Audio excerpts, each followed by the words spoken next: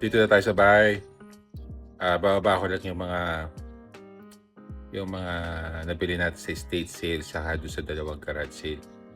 Ngayon, after ko siya ibaba, magbabalot muna ako kasi meron tayong 6 ata o 5 orders. Baba muna natin yung mga gamit.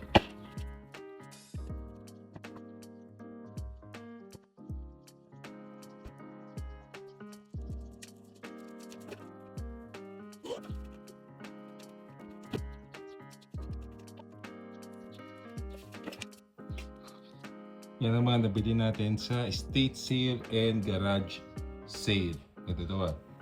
Ito sa estate sale to. Gumastos tayo sa estate sale ng $215.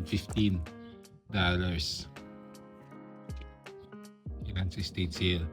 Tapos yung unang garage sale, gumastos tayo ng $48. Doon medyo jackpot tayo sa garage sale na yun eh. Parang, ito di ko alam eh. Nakita ko lang to para mga, check ko ulit, para mga $60 to eh.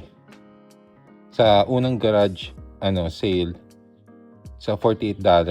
So sa mga nabili ko, isang item pa lang bawi mo na siya. Kumita ka na. Lalo na dito sa Vice na to, Westward. Hindi siya ganun mabenta, pero once na kasi malaki siya eh. Nagkakahalaga na siya ng mga pwede mo kasi binigay lang sa akin to ng $15. Yan. Pwede mo siyang benta ng mga $65 to $75. So, jackpot na tayo dito. Pati ito. Ito, nakuha ko to sa... nakuha ko pala to sa... doon sa... senior home. $3. Coach no wallet. Ito, itong kilted na... ewan ko ang tawag dito eh. Yan, $10 to eh. Pero nakikita ko bumibili sila nito. Itong Ken Roche na to. Parang ganun. Mahal din yan eh. Tapos nakakita lang alien, bigyan lang sa ito ng $2 ata. And then, ito, jackpot tayo dito. Itong Yamaha. Ito, mga CD changer. Kumukuha ako ng mga Yamaha or basta CD changer. Lalo na pag Sony. Kasi mabilis ang CD changer. Lalo na kapag yung mga maramihan, mga 100 plus yung kaya mabilis yun. Ito, 5 disc lang to eh. Na CD changer. Pero sigurado mabenta to. Binibenta ko na lang to sa mga Facebook Marketplace. Mabilis din siya sa Facebook Marketplace. Sabihin ko lahat ng mga nakuha sa video kung magkano yung mga price nila. So, gumastos tayo sa dalawang garage, sa isang garage ng $48 plus $48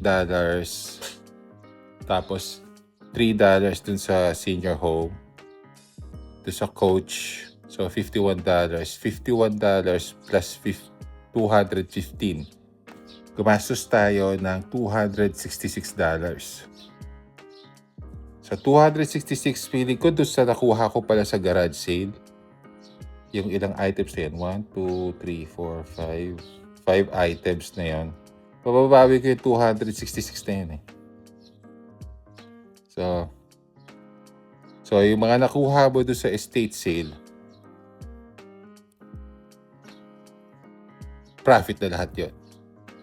So, titingnan natin isa-isa kung magkano at kung magkano at kung mabenta yung mga nakuha natin. Alright. That's it. Magbabalot muna ako.